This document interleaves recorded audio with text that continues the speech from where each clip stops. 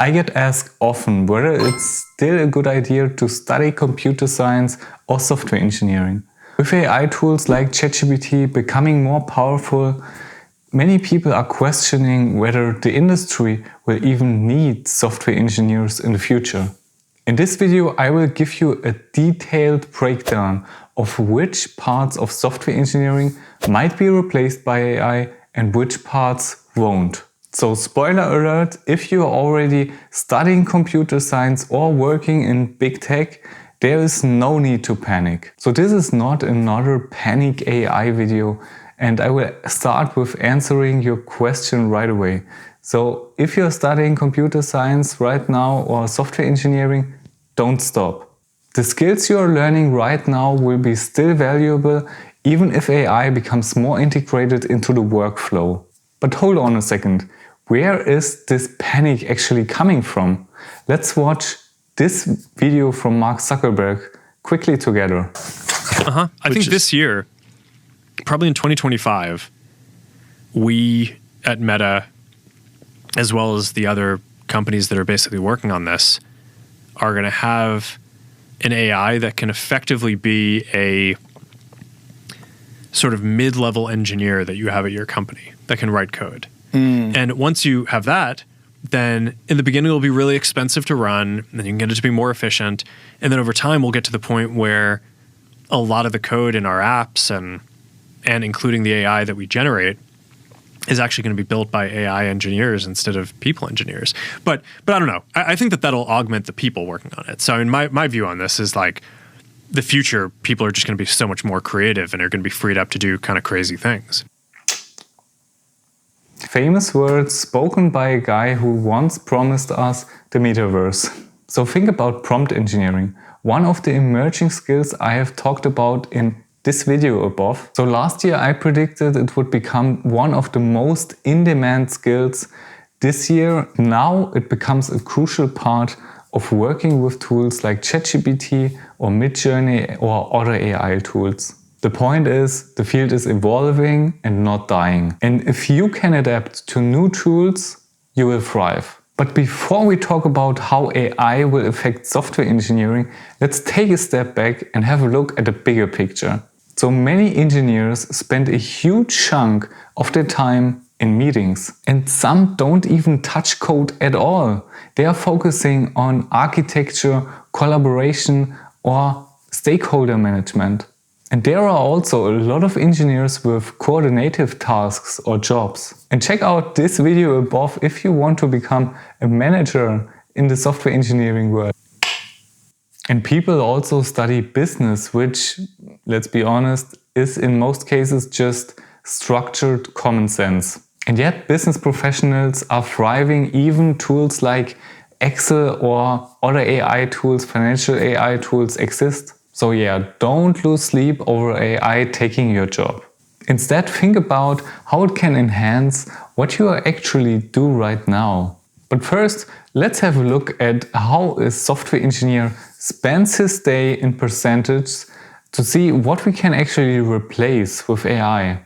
So as you can see, coding involves 35 to 40%, debugging, fixing issues is 25 to 30%, meetings and collaboration 15 to 20%, and system design planning 10 to 15%, and code reviews is around 10%. That means only 40% of an engineer's day is spent in coding. So AI might automate some of this coding work, but it cannot handle everything else. Let's have a look at what AI actually can do right now. First, generate boilerplate code. Second, help debug simpler issues. And third, automate repetitive tasks like testing or deployment scripts. And now let's have a look on the other side what AI can't do yet. So first, understand business context and make decisions based on it. Design complex systems from scratch. Lead multiple teams or manage collaboration between multiple stakeholders. And as a last point, create innovative solutions that require thinking beyond the data. So don't get me wrong, AI tools are great for automating and optimizing manual work, but they lack actually creative problem solving and contextual understanding like a human engineer. But now let's have a look at what an AI engineer does all day. Because many companies are just hiring AI engineers instead of software engineers. And contrary to popular belief, an AI engineer doesn't just draw transformer networks all day and trains models. It's actually a diverse role that involves various stages of AI development and deployment. And here is how a typical day might look like. So the first point is data processing and labeling, which makes up to 30% of his day. AI engineers often start their day by working on datasets. Then as a second activity we have the training of models and experimentation, which would take up to 25% of its time. A significant part of the work involves fine-tuning and selecting AI models. Next we have system design and integration, which takes up to 15% of the time. And that involves building systems for data processing or optimizing performance for production environments. Next up we have post-processing and monitoring, which takes up 15% of its time. And that involves also developing KPIs for the existing model, like precision, recall, F1 score, you name it. And as a last point, we have collaborating with experts and other teams. And of course, throughout the day, an AI engineer will also need to collaborate with other stakeholders, which is also a part of his work. So the history of technology shows us one thing: new tools create new opportunities. So think about the time when calculators were introduced. People thought accountants would now lose their jobs, but actually they focus now on just higher level activities. And the same applies here as well. And if you are interested who's really behind ChatGPT, I have actually done a video last week about this topic, so make sure to check it out up here. But now let's be a bit more concrete. Which tasks will AI replace?